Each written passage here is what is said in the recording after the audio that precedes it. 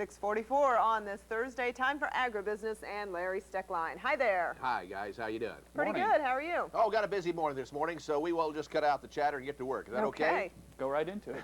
All right. Farmers Union is asking Senate Ag Committee Chairman Dick Lugar to hold hearings on how consolidations are affecting the industry. Monday, the group asked Clinton to appoint a presidential commission to investigate the issue, and they're all talking about the Continental and Cargill merger. That's got a lot of people humming and wondering what in the world we're going to do when three major buyers of our grain turn out to be two one of these mornings. Well, we wanted the Continental grain people to have an opportunity to voice their opinion, Cargill and Continental. So yesterday we talked to one of the vice presidents of Cargill in charge of their exporting facilities. And so this morning we have a little tape of that when we asked Dan Dye is his name. We asked him to give us his opinion of how the response has been since this announcement came about a week ago. Well, Larry, we've gotten a lot of feedback, and we think that the acquisition is a real positive thing for the industry. There's been a lot of changes. We are in a dynamic, changing global marketplace, and our view is that this acquisition will allow us to better service our customers, both our end-use customers and our farmer customers, in that changing marketplace. And Dan went on to say that he thought it would give them bigger clout in the export market. He also said that, and it's a fact, that that's the way things are going in the United States. Mergers taking place in every industry that you can imagine.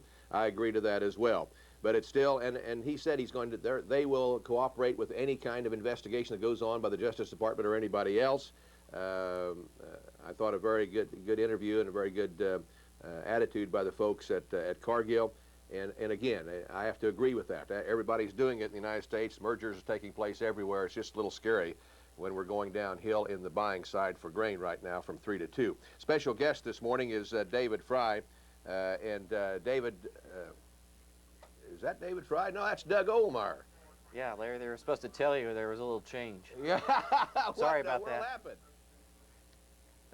David couldn't make it. He's just returned from a trip to South America, the Latin American Millers Conference, and I'm in Wichita anyway, so I'm taking over this morning. Oh, I see. Okay. Well, sorry I didn't get the word. What do you folks think about the Cargill Continental situation? Well, we're like a lot of other groups. We're cautious and very wary of it, looking into it.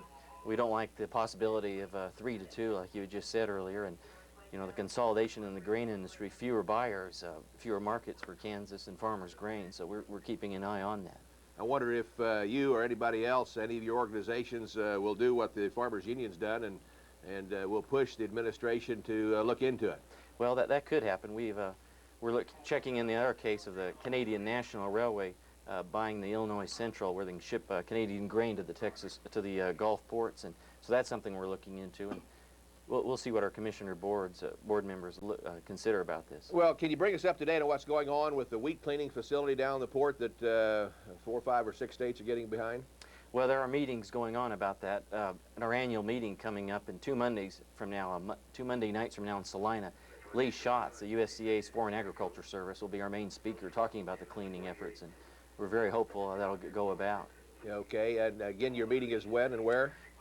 2 Monday nights from now, November 30th in Salina at the Holiday Inn, 6 o'clock p.m. And it's important because producers need to know what's going on with their assessment dollars, and that's one thing we're concerned about, because wheat is being cleaned in the export ports up in the Pacific Northwest, and we need this here in the Gulf ports because we need to be more competitive with the wheat from other exporting countries. Okay, and there are several other states that are kind of getting involved in this as well as Kansas, is there not? Yes, as I understand that.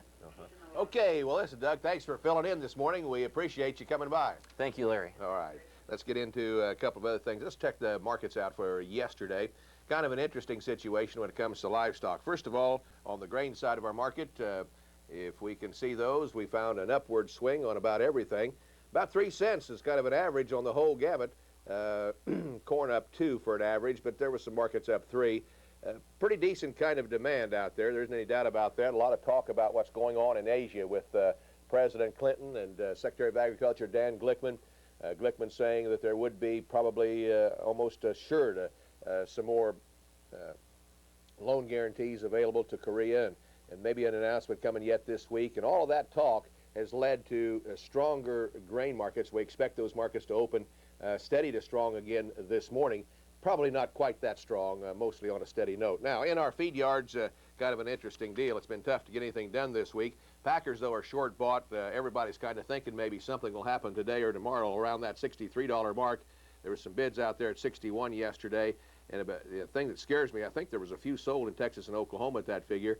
But the beef market isn't helping us too much. It was down 28 to 70 cents on choice, and selects were down 14 to 24 cents. So that's not going to be an impetus for the packer to give any more.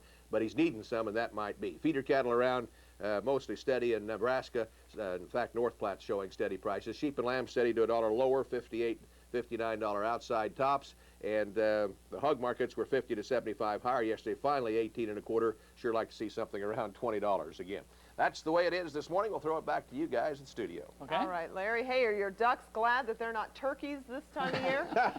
You're not just a wolf, and their feathers, they say they will save this year. Okay. We'll see ya. All Hey, right. Larry. Today, we're helping you get over Americans' #1 fear. A new poll says it's public speaking. According to